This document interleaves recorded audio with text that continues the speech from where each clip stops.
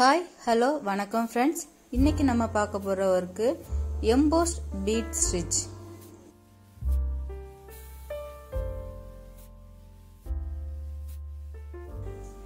இந்த டிசைன்ல தான் இப்போ வர்க் பண்ண போறோம். நாம வர்க் பண்ற டிசைன்ல சென்டர்ல ஒரு லைன் போட்டுக்கலாம். இப்போ சாம்பிளுக்கு ஒரு மேங்கோ டிசைன் போட்டு காமிக்கிறேன்.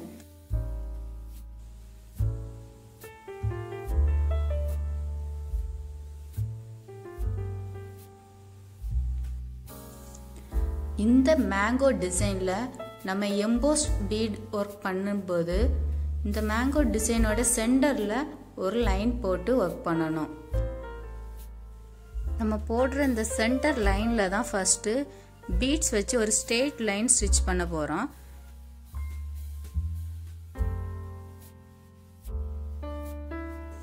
இப்போ ஒர்க் பண்ண போற டிசைன்ல சென்டர்ல ஸ்ட்ரெயிட் லைன் போட்டு காமிக்கிறேன்.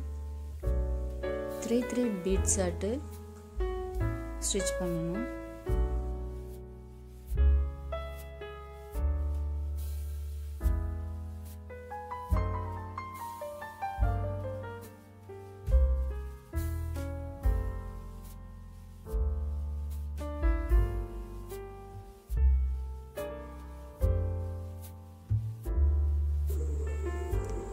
அதுக்கு அப்புறமா 5 beads எடுத்து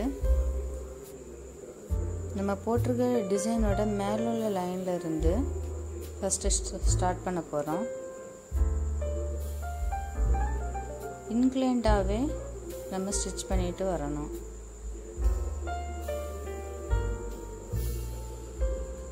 ஒரு செயின் ஸ்டிட்ச், அப்புறம் ஒரு லாக் ஸ்டிட்ச், அகைன் 5 beads போட்டுட்டு திரும்ப ஒரு செயின் ஸ்டிட்ச், பக்கத்துலயே ஒரு லாக் ஸ்டிட்ச், திரும்ப ஒரு செயின் ஸ்டிட்ச், ஒரு லாக் ஸ்டிச்சிங்கும்போது செயின் ஸ்டிச் தான், பக்கத்துலேயே ஒரு சின்னதாட்டு போட்டால் அது லாக் ஸ்டிச்னு சொல்கிறோம்.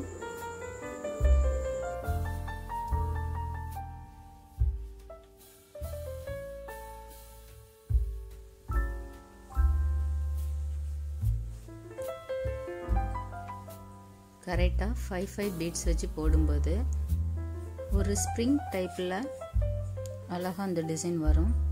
இந்த மாதிரி நம்ம டிசைன் ஒர்க் பண்ணும்போது போடுற பீட்ஸ் நல்ல குவாலிட்டியான பீட்ஸை செலக்ட் பண்ணிக்கோங்க.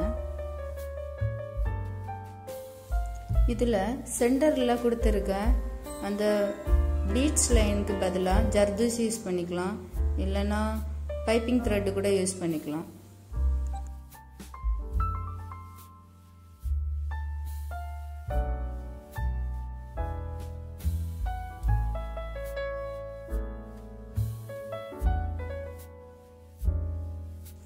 இந்த டிசைன் ஸ்லீவ்லையும் நெக் பார்ட்லையும் போட்டால் ரொம்ப நல்லா இருக்கும். ட்ரை பண்ணி பாருங்க.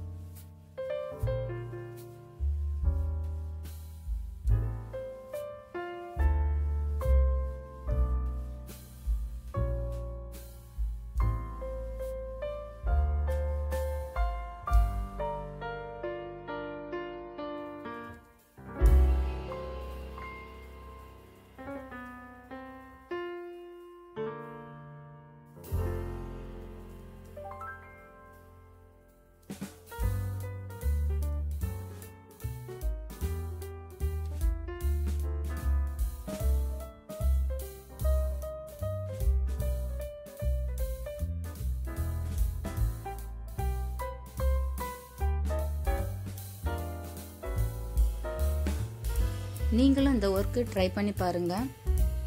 ஏதாவது சந்தேகங்கள் இருந்தால் ப்ளீஸ் கமெண்ட் பண்ணுங்க. பிடிச்சிருந்தா லைக் பண்ணுங்க, ஷேர் பண்ணுங்க.